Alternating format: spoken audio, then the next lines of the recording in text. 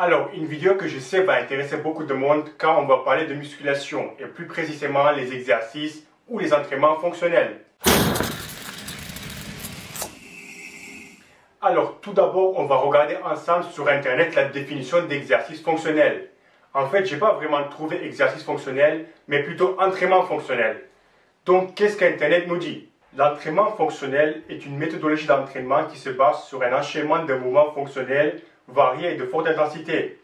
Les mouvements sont fonctionnels parce qu'il s'agit d'un groupe d'exercices globalement polyarticulaires qui, de par leur mécanisme, préparent notre corps pour toute une panoplie d'activités que l'on réalise au quotidien. Ce sont des mouvements naturels qui font partie de notre ADN. Ce sont des actions toutes simples, comme s'asseoir, pousser, courir, ramasser quelque chose du sol, etc.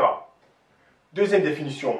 L'entraînement fonctionnel a essentiellement pour objectif d'améliorer le mouvement, le fonctionnement du corps avec pour finalité un mieux-être, un meilleur confort de vie, une plus grande sécurité dans la mobilité de la personne plus âgée, de meilleures prestations physiques pour les sportifs ou pour les travailleurs manuels.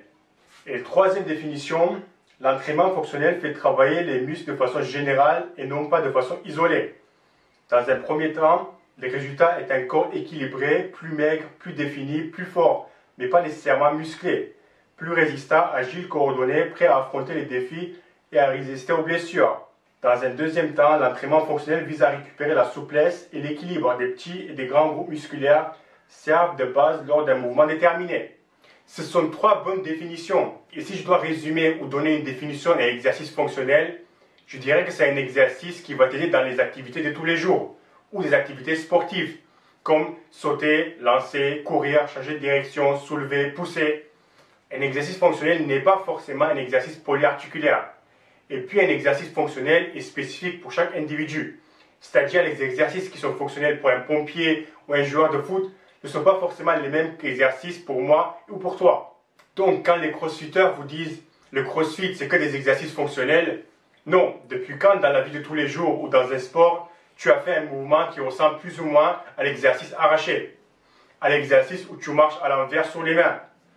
Et puis comme j'ai dit, la sélection d'exercices devrait être spécifique pour chaque individu. Personnellement, j'aurais rêvé que le CrossFit soit un sport un peu mieux organisé, dans le sens où ils prennent en compte la santé des athlètes. Mais malheureusement, quand tu mets vitesse, exercice complexe, aléatoire et compétition dans la même phrase, ça devient une catastrophe. Bref, ça sera peut-être une autre vidéo. Donc, on revient sur les exercices fonctionnels et comme quoi c'est spécifique pour chaque individu. À part, bien sûr, quand on enlève les bases. Marcher, courir, s'asseoir, lancer, tirer et peut-être sauter. Par exemple, les tractions ou le muscle-up. C'est un exercice fonctionnel pour les pompiers et gendarmes, car dans leur travail, ils ont besoin de maîtriser ce mouvement. Mais pour un joueur de foot ou un rugbyman ou pour moi, est-ce que ce sont des exercices fonctionnels? Non, pas vraiment, ce sont des bons exercices de base. Le curl biceps, est-ce que c'est un exercice fonctionnel?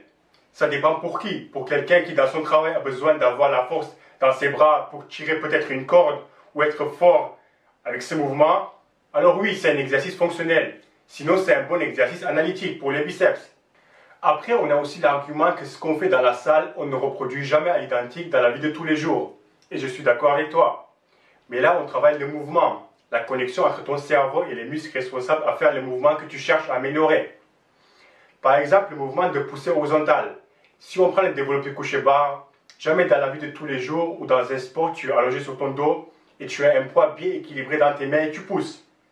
Mais le fait de travailler ce mouvement, ton corps l'enregistre et tu es capable de le reproduire plus facilement avec beaucoup plus de force dans d'autres scénarios. C'est comme quand tu apprends à faire du vélo. Quand tu changes de vélo, quand tu prends un vélo de course, un BMX ou différentes tailles de vélo, tu vas savoir les utiliser.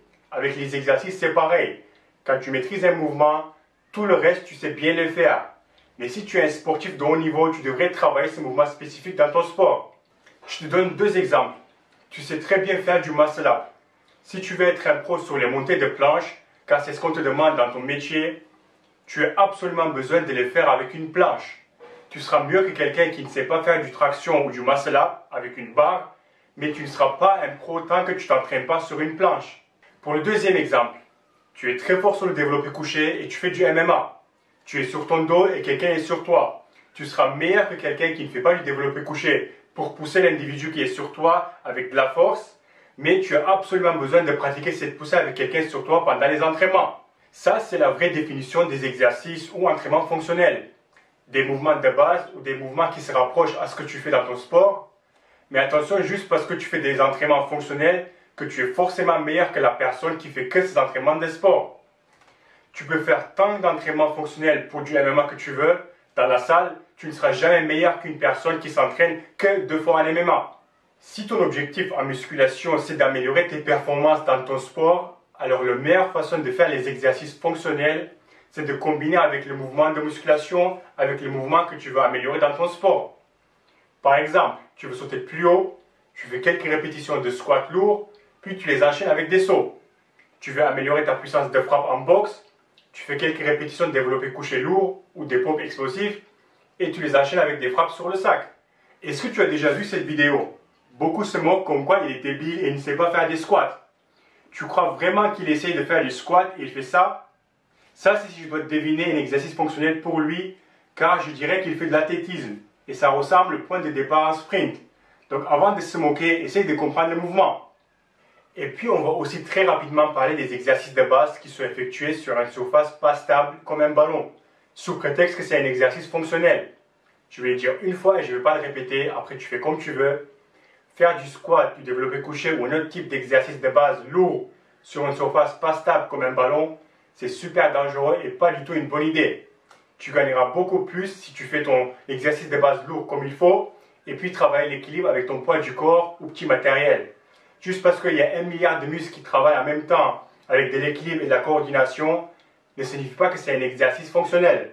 Voilà, c'est tout ce que j'ai à dire sur les entraînements fonctionnels. Avant tout, si tu es comme moi, c'est-à-dire que tu ne fais pas de musculation pour un sport en particulier, le terme entraînement fonctionnel, c'est que du marketing.